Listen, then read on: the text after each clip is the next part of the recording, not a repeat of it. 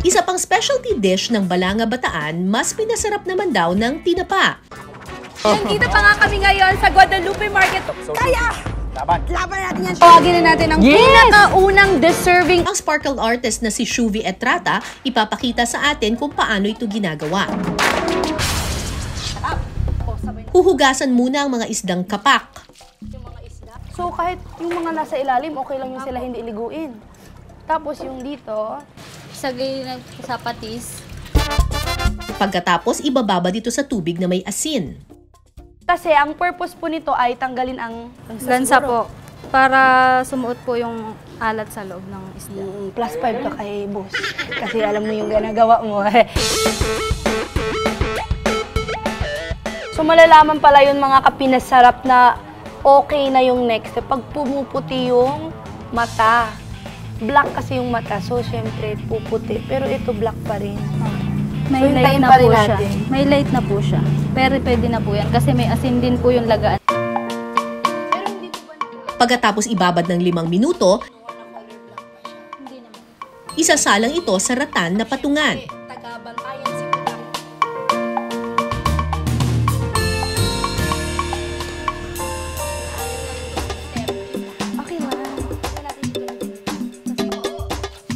Pakukuluan ito ng 5 minuto,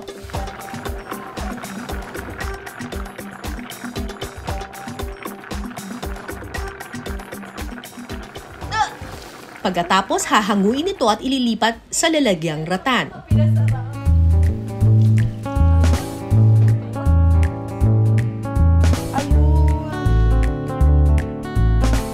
Tayo kasi pinaghirapan natin to ate. Ilang oras, ilang minuto lang ba? Papausukan ng mga isda sa loob ng 15 minuto.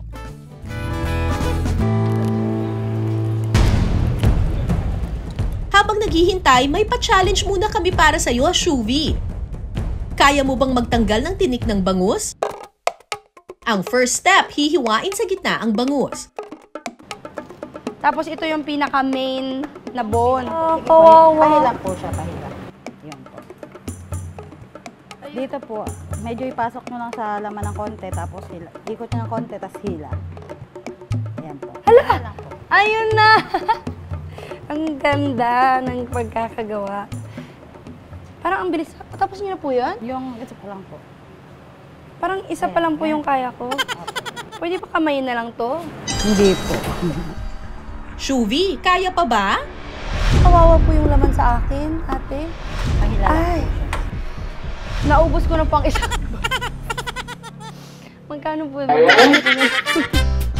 Parang naubos yung laman ng bangus sa akin. Ba't naman ganun? Kamayin ko na lang, ate. Wag po. Kawawa talaga siya. Parang tinotorture ko po yung isda. Double dead po. Grabe palang trabaho na to. Nakawawa ang bangus. Nakapagod yung ginawa ko. Okay lang yan, Shuvi. Mukhang success naman ang tinapang kapak mo. Pasta na mas pinasarap ng tinapa. Specialty yan sa Balanga Bataan. Kasama natin ngayon si Nanay Luisa Buse. Luisa Buse. Buse. Buse. Buse! Sorry. Sorry po. Hindi ko po sinasadya yung nanay.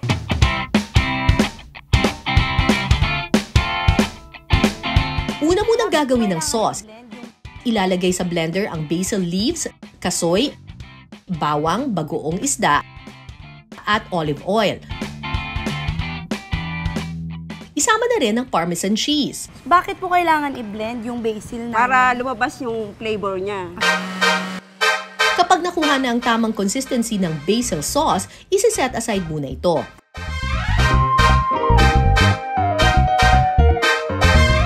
Sunod namang ipiprito ang hinimay na tinapa hanggang sa maging crispy.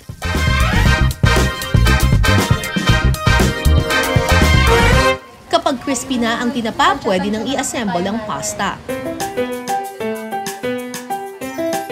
Ilalagay ang basil sauce sa angel hair pasta.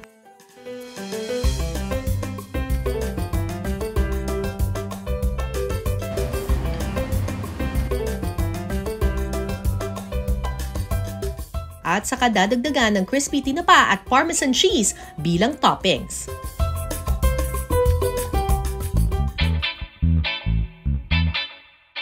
Ang lasa ng pasta with tinapa, ihihirit na sa atin ni Shuvi. Ayun, kuha tayo ng maliit. Tikman natin. Excited. Sorry talaga. Excited na ako.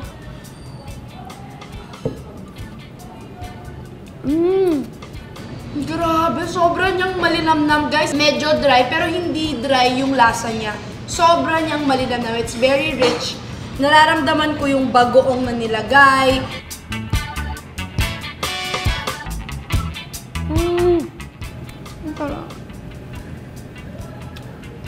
Nalilimutan ko na yung mga problema ko.